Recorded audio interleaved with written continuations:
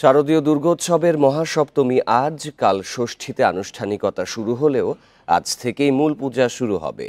Bundle থাকলে প্রতি সেনমানিতে টাকা বাঁচবে। বিকাশ সেনমানি বান্ডেল কিনে জিতুন প্রতি লেনদেনে। মহাসপ্তমী পূজার আয়োজন নিয়ে আরও জানাতে রাজশাহী ও সিরাজগঞ্জ থেকে যোগ দেবেন সহকর্মীরা। শুরুতেই যাব রাজশাহীতে, সেখানে আছেন সহকর্মী মুস্তাফিজুর রহমান। মুস্তাফিজ, সকাল ৯টা৫৮-তে তো দেবীর নবপত্রিকা প্রবেশ, কল্পারম্ভ আর বিহিত পূজার মাধ্যমে মহামায়াকে জাগিয়ে তোলার কাজ করার কথা রয়েছে।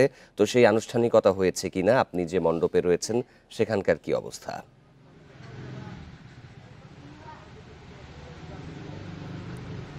দেখুন, সকাল থেকেই কর্মযজ্ঞ শুরু হয়েছে, অর্থাৎ পূজা অর্চনা মন্ত্রপাঠ এটি শুরু হয়েছে এবং নবপত্রিকা যেটি বলছিলেন সেটি কর্মযজ্ঞ। এর মধ্যে আমরা দেখেছিলাম পুরোহিত যারা রয়েছেন বিভিন্ন মণ্ডপ ঘুরে দেখেছি, পুরোহিতরা তাদের প্রস্তুতি নিচ্ছেন এবং আজকে দেবীকে জাগ্রত করার জন্য অর্থাৎ তৃতীয় চক্ষু দানের যে কর্মসূচি রয়েছে, সেই সাথে 11টায় অঞ্জলি দান রয়েছে এবং আজকে বস্ত্রদান কর্মসূচির বস্ত্রদান সেটিও আজকে রয়েছে এবং সেই সাথে বলছেন আজকে নানা কর্মসূচি রয়েছে, অর্থাৎ মাকে স্বাগত জানানো থেকে শুরু করে জীবিত করার অর্থাৎ প্রাণদানের যে জাগ্রত করার যে বিষয়টি রয়েছে সেটিও কিন্তু আজকে সম্পন্ন হবে এবং আজ থেকেই দেবী জাগ্রত হবে এটি কিন্তু বলা হচ্ছিল এবং সেটি নবপত্রিকার মাধ্যমেই কিন্তু এই দেবীকে জাগ্রত করা হবে। এবং আজকে এখন থেকে আমরা দেখেছিলাম যে বিভিন্ন মণ্ডপগুলোতে, পূজা মণ্ডপগুলোতেই সেখানে একসাথে যখন কর্মযজ্ঞ চলছে, সেই সাথে প্রতিমার কাছে যারা ভক্তরা রয়েছেন তাদের প্রত্যাশাও কিন্তু কম নয়, অর্থাৎ প্রত্যাশা করছেন যে দেবী তাদের যে শান্তি বয়ে নিয়ে আসবে, সুখ সমৃদ্ধি বয়ে নিয়ে আসবে, সেই সাথে অনাচার অবিচার সেগুলো দূর করবে, এই প্রত্যাশাগুলো কিন্তু থাকছে এবং প্রত্যেকেই আসছেন দেবীর চরণে। তারা এখানে তাদের যে প্রত্যাশা সেটি ব্যক্ত করছেন এবং দেবীর কাছে তাদের যে মনোকামনা সেটি তারা ব্যক্ত করছেন এবং প্রত্যাশা করছেন। সেই সাথে তারা একটি কথা বারবার উল্লেখ করছেন, যারা ভক্তরা রয়েছেন তারা বলছিলেন যে জগৎ থেকে যেন সকল প্রকার মহামায়া দূর হয়ে যায়, অন্ধকার দূর হয়ে যায়, অর্থাৎ শান্তি যেন প্রতিষ্ঠিত হয়, এটি কিন্তু প্রত্যেকের প্রত্যাশা। এখন পর্যন্ত আমরা রাজশাহীর যে মণ্ডপগুলোতে ঘুরেছি, এখান থেকে প্রত্যেকটিতে এখন সকালের যে নবপত্রিকার যে কর্মযজ্ঞ সেটি অব্যাহত রয়েছে এবং তারা কিন্তু একটি কথা বলছিলেন যে এবার মা এসেছেন গজে চড়ে, অর্থাৎ হাতিতে করে মা এসেছেন এবং দোলাই চেপে প্রতিমা অর্থাৎ দুর্গা বিদায় নেবেন এবং সেই সাথে তারা কিন্তু একটি কথা বলছিলেন যে এইবার তারা যে পুজো উৎসবের কথা বলা হয়েছিল, এবার আমরা দেখেছি যে ব্যাপক উৎসাহ উদ্দীপনা নিয়ে রাজশাহী শুধু মহানগরী নয়, রাজশাহী জেলা জুড়ে বলা যেতে পারে যে কোনো প্রকার শঙ্কা ছাড়াই এখানে আমাদের এখানে যে দুর্গা উৎসব, বাঙালি সনাতন ধর্মাবলম্বীদের সবচেয়ে বড় যে ধর্মীয় উৎসব দুর্গা উৎসবে সেটি অনুষ্ঠিত হচ্ছে এবং কোনো শঙ্কা নেই এই বিষয়ে। আইনশৃঙ্খলা বাহিনী থেকে সকলের প্রস্তুতি আমরা দেখেছি এবং আইনশৃঙ্খলা বাহিনী থেকে বলা হচ্ছিল তাদের সার্বিক প্রস্তুতি নেওয়া রয়েছে যে কোনো অনাকাঙ্ক্ষিত পরিস্থিতি মোকাবেলার জন্য। এবং আমরা এবার দেখেছি প্রত্যেকটি পূজা মণ্ডপে একাধিক সিসি ক্যামেরার ব্যবস্থা করা হয়েছে এবং তারা বলছিলেন যে বাড়তি নিরাপত্তার খাতিরে এই সিসি ক্যামেরাগুলো স্থাপন করা হয়েছে এবং এখানে যারা সনাতন ধর্মাবলম্বী রয়েছেন, পুরোহিত থেকে শুরু করে এর সাথে সংশ্লিষ্ট প্রত্যেকে বলছিলেন যে কোনো শঙ্কা নয়, উৎসবের মধ্য দিয়েই কিন্তু উৎসবের যে আমেজটি সেটি গতকাল থেকে অর্থাৎ মহাষষ্ঠী থেকেই যখন দেবীকে প্রতিষ্ঠিত করা হয়, অর্থাৎ দেবীকে যখন গতকালকে মহাষষ্ঠীর মাধ্যমে দেবী বোধন যখন শুরু হয়, তারপর থেকেই কিন্তু যে উৎসবের আমেজ সেটি আমরা দেখেছি।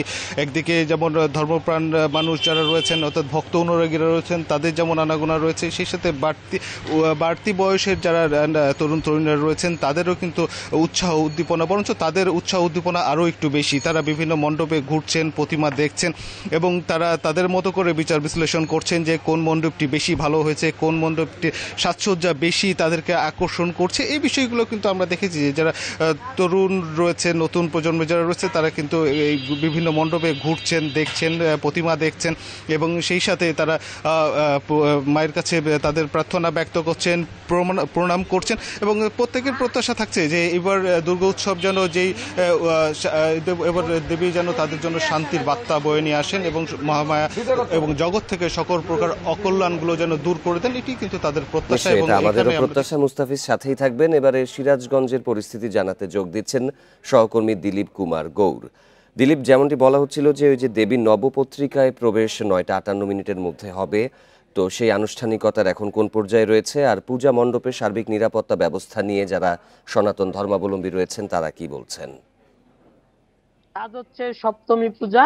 সনাতন ধর্মাবলম্বীদের যে দেবী বিগ্রহ উপস্থাপন করা, আজকে কিন্তু সেই দেবী বিগ্রহে প্রথম পুষ্পাঞ্জলি দিবে ভক্তবৃন্দ।